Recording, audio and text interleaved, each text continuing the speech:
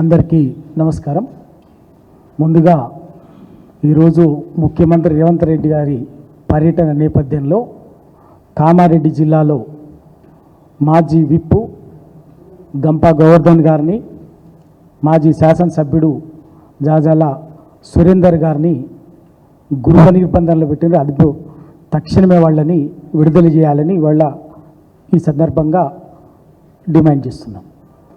ఒకటి, నాకు ఏది లేదు, మేము అన్నీ చేస్తున్నాం, ప్రజాపాలన అసలు బాజాప్తా ప్రజాస్వామ్యం అంటే ఇంకా అసలు తెలంగాణలో పరిడేవులుతుంది అన్నట్టుగా మాట్లాడుతున్నట్టు ముఖ్యమంత్రి గారు, నిజంగా మీకు అంతా మీ ప్రజాపాలన మీదనే, మీరు చేస్తున్న పనుల మీదనే మీకు నమ్మకం ఉంటే మీ రాష్ట్రంలో ఎక్కడికి పర్యటనకు వెళ్ళినా కూడా అక్కడ మీరు స్వేచ్ఛగా ప్రశ్నించేటటువంటి వాళ్ళని, ప్రతిపక్షాలని, ప్రజా సంఘాల వాళ్ళని అనుమతించండి చాలు. మీకు ఏం చెప్పక్కర్లే.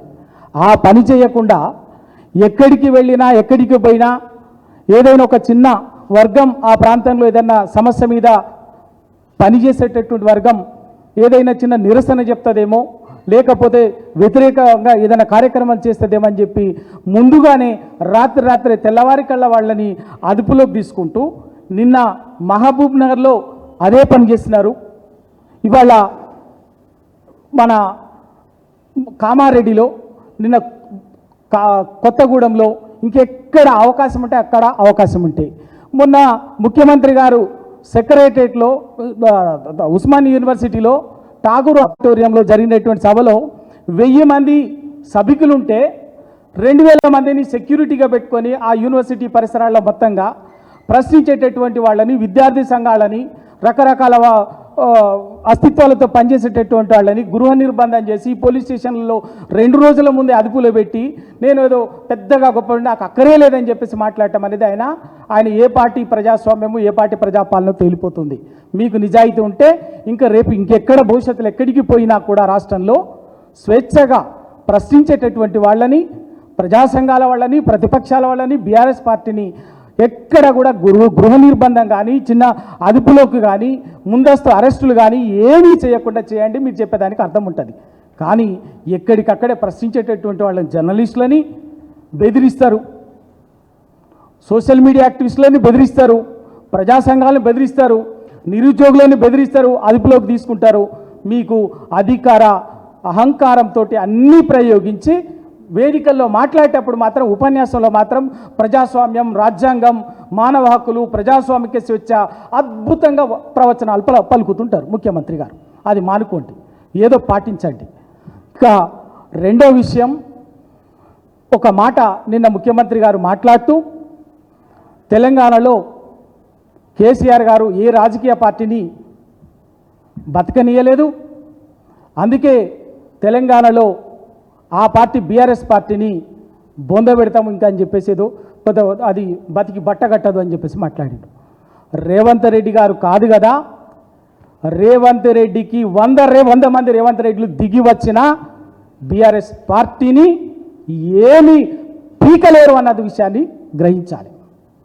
ఇవాళ కాదు, ఆ పార్టీ టీఆర్ఎస్ పార్టీ పుట్టుకలోనే 2001 నుంచి ఈ రోజు వరకు టీఆర్ఎస్ పార్టీని అస్తిత్వం లేకుండా రాజకీయంగా సమాధి చేయాలనేటువంటి పన్నని కుట్ర కుతంత్రం నీ రాజకీయ గురువైనటువంటి చంద్రబాబు నాయుడు గారిని మొదలుకొని ఎంతమంది, వైఎస్ రాజశేఖర రెడ్డి గారు ఎంతమంది చేయనటువంటి పన్నగం లేదు, చేసినటువంటి లేదా, 2006లో ఏం జరిగిందో తెలియదా, 2009లో ఏం జరిగిందో తెలియదా?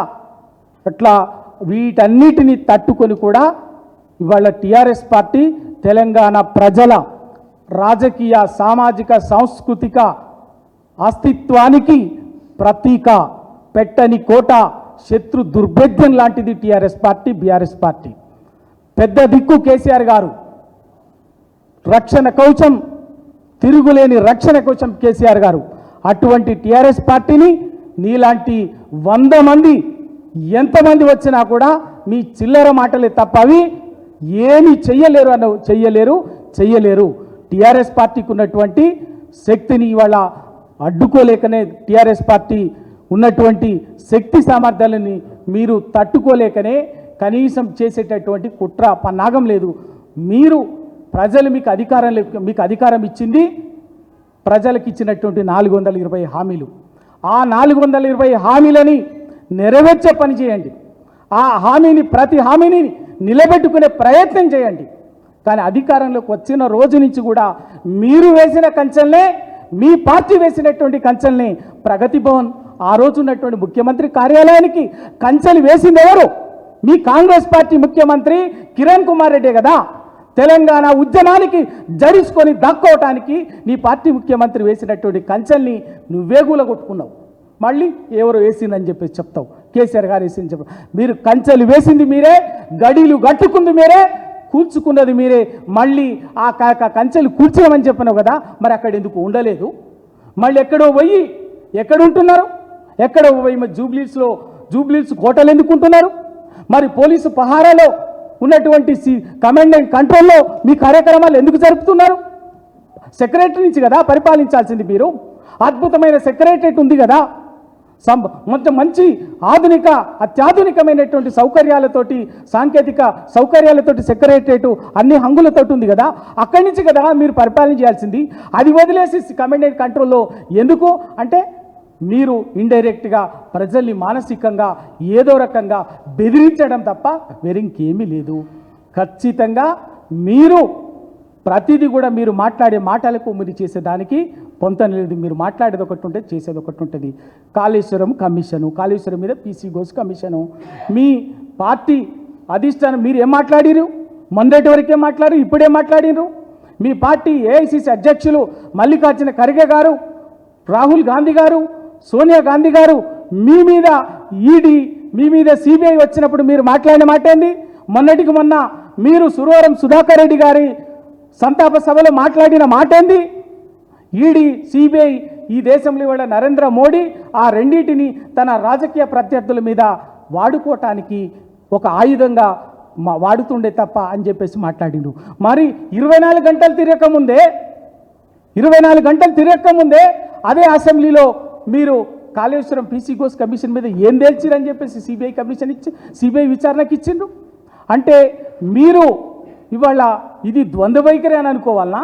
లేకపోతే మీ రాహుల్ గాంధీ గారు, మీ కాంగ్రెస్ పార్టీ అధిష్టానము సిబిఐ మీద, ఈడీ మీద విశ్వాసం లేదు, అది రాజకీయ కక్షలకు వేదికగా మారింది, దాన్ని రాజకీయ కక్షల కోసమే ఈ స్వతంత్ర రాజ్యాంగ సంస్థలను వాడుతుందని చెప్పేసి మాట్లాడుతున్నారు కదా.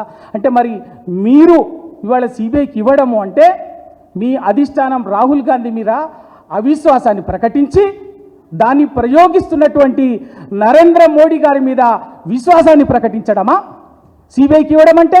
మరి దీన్ని బట్టి ముఖ్యమంత్రి గారు మీరు చిల్లర మాటలు మానుకోండి, ద్వంద్వ ప్రమాణాలు మాట్లాడటం మానుకోండి. ఖచ్చితంగా రాజకీయ క్షేత్రంలో, ప్రజాక్షేత్రంలో ఇవాళ టీఆర్ఎస్ పార్టీ మీరు ప్రజలకు ఇచ్చినటువంటి 420 హామీల్లో ఏ ఒక్క హామీని వదిలిపెట్టేది లేదు. బరాబర్గా మిమ్మల్ని వెంటాడుడే, ప్రశ్నించుడే. ప్రశ్నిస్తుంటే వాటి అమలు కోసం చేస్తూనే ఉంటాం. మీరు ఎప్పటికప్పుడు మీరు చేసే మోసాన్ని ప్రజాక్షేత్రంలో ఎండగడతాం.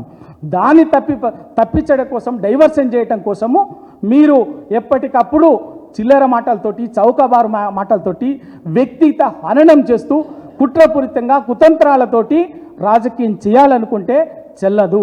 తెలంగాణ సమాజం బరాబర్గా ఏ విధంగా అయితే మీరు ప్రేమిస్తున్నటువంటి రాజకీయాలని తెలంగాణ ఉద్యమ సమయంలోనే పార్టీలు ప్రజలకు, తెలంగాణ ఆకాంక్షలకు వ్యతిరేకంగా పనిచేసే రాజకీయ పార్టీలను, వ్యక్తులని తప్పనిసరిగా బొందబెట్టినాయి.